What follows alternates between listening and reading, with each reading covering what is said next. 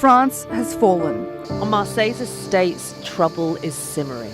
Zdecydowana większość Francuzów chce zaostrzenia polityki migracyjnej. Protests sweep across the nation. Police in Paris begin the eviction.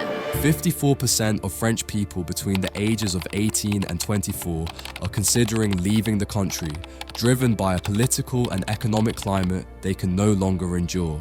Across all age groups, 30% share the same dream. These figures come from a recent survey conducted for the French financial daily EconomieMatin. More and more French citizens believe their government has failed to handle immigration properly. We tend to see this most vividly in Paris, where, under the Eiffel Tower, migrants sometimes set up makeshift camps. The city itself has become increasingly unsafe after dark, yet the problem extends far beyond the capital, and in many ways Paris is still better off than other parts of the country. What you're looking at now is one of the migrant encampments in Nice, and that's not even the worst case. Nicea, poza tym, że jest miastem położonym nad lazurowym wybrzeżem, gdzie możemy spotkać się naprawdę z pięknym morzem, no jednak ma też swoją taką ciemną odsłonę. Chodzi tutaj o obozy migrantów i do jednego z takich obozów udało nam się wejść. Mieszkają tam ludzie, którzy żyją w namiotach, załatwiają się na zewnątrz i tak naprawdę żyją w samym centrum miasta. Marseille, France's second largest city, has become a financial and logistical hub for drug traffickers.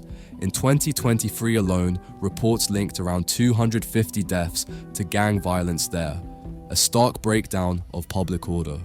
Last year, French politicians released a report warning that the country was undergoing a Mexicanization, with ruthless cartels doing everything in their power to safeguard billion-euro operations. You can see that report on your screen now. Mais pour répondre très précisément à votre question, je pense que la conclusion de ce rapport, c'est de dire attention, nous avons un certain nombre de signes qui laissent entendre.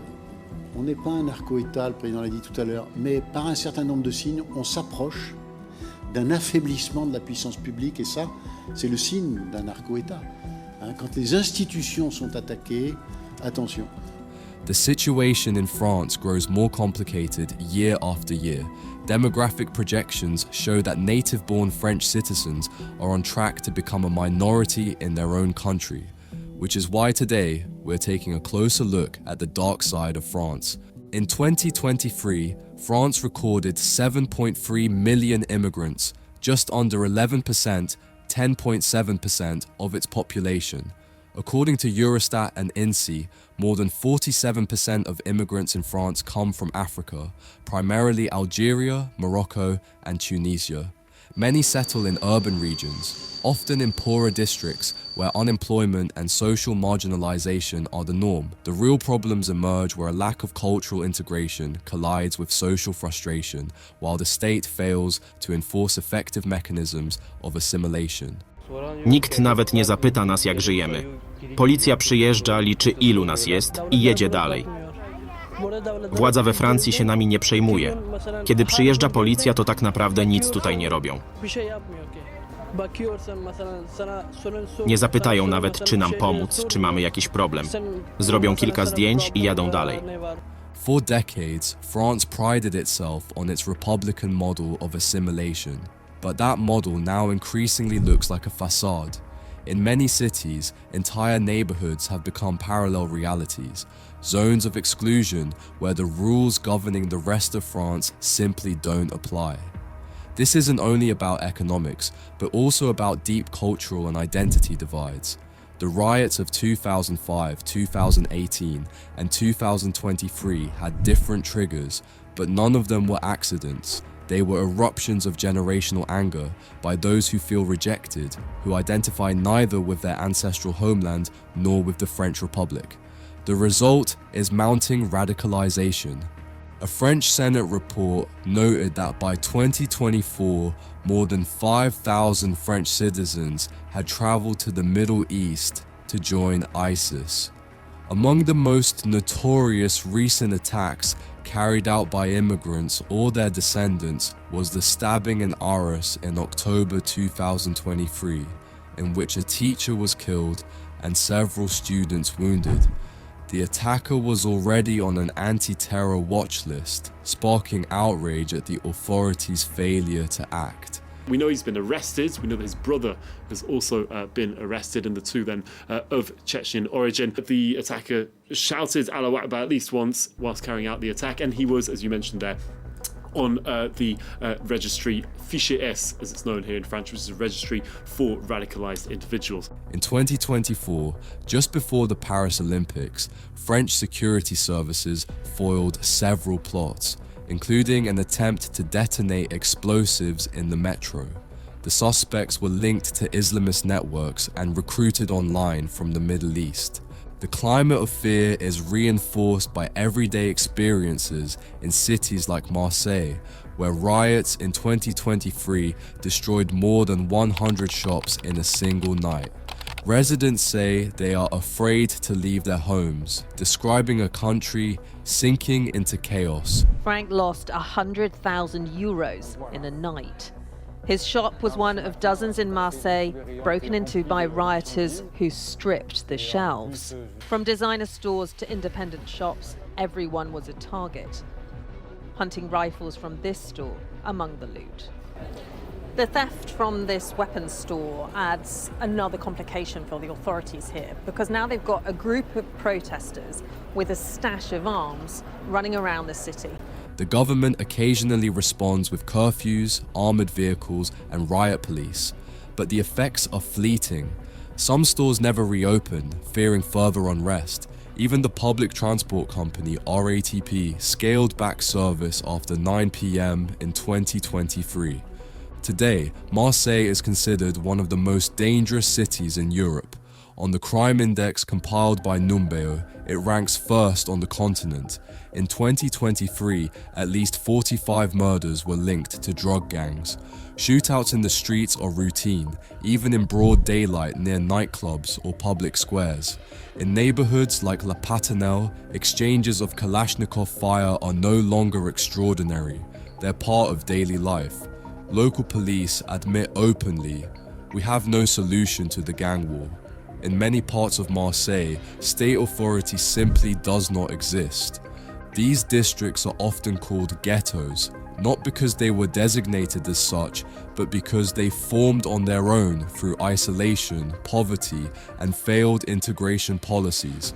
Similar enclaves exist across Western Europe. In Sweden, they're labeled utsatt område, vulnerable zones where police cannot operate normally. Whether in France, Belgium, or Sweden, the pattern is the same. State power collapsing in the face of marginalized communities.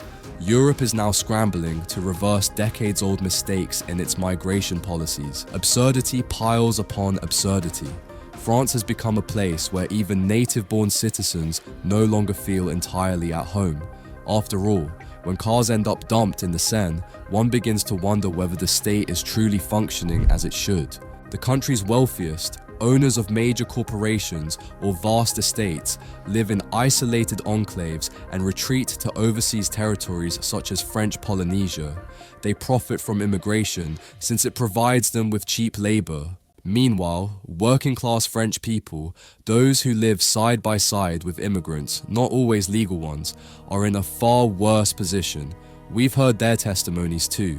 Some are left completely abandoned by the system. À la base, moi, je suis au lycée encore, là, maintenant. Sauf que j'envoie des lettres de motivation de partout, des CV de partout. Personne n'accepte, ça veut dire quand il faut aider la famille, moi, je suis prêt à tout, je mens pas. C'est-à-dire que là, je fais ça maintenant, mais demain, si je trouve un travail, j'arrêterai les choses illicites comme ça. Je connais des gens, ils ont des bacs, des masters, et ils sont au chômage.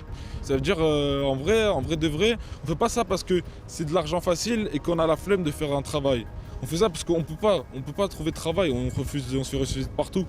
À un moment donné, il y a des gens qui vont se faire péter, d'autres ils vont rester, mais tu peux pas créer un avenir ici. In 2024, France admitted more than 500,000 immigrants, while many French citizens went hungry. Countless people lack access to welfare, housing, or social support. The breaking point came on June 27, 2023, when 17-year-old Nahel Merzouk, a teenager of Algerian descent, was shot dead by a police officer during a traffic stop in Nanterre, just outside Paris. Footage from the scene contradicted the police account and ignited days of nationwide riots and protests. The case became a symbol of police brutality and racial discrimination, exposing deep social rifts between immigrant communities and the state. The nation is not united, it is divided. Hostility grows on both sides of the barricade. After Nahel's death, 84% of French people condemned the violent riots, 89% expressed fear for their country's future, 77% supported financial penalties for rioters' families, and 71% called for stricter immigration controls. These figures come from a poll conducted by Odoxa-Backbone Consulting for Le Figaro, one of France's most prominent newspapers. Paris may still be one of Europe's richest and most beautiful cities, but with every passing year, the country's challenges deepen. The exact number of undocumented immigrants in France remains unknown, but estimates suggest they may be nearly as numerous as legal migrants. With immigrant birth rates nearly 3 times higher than those of native-born French citizens, demographic projections suggest that within 30 to 50 years, the French could become a minority in their own homeland. Immigration has undeniably boosted the French economy, but on a societal level, the policy has been far less successful. As today's report has shown, it's important to understand this dark side of France before planning a trip there. That's all from me for today. Thanks for watching and see you in the next video.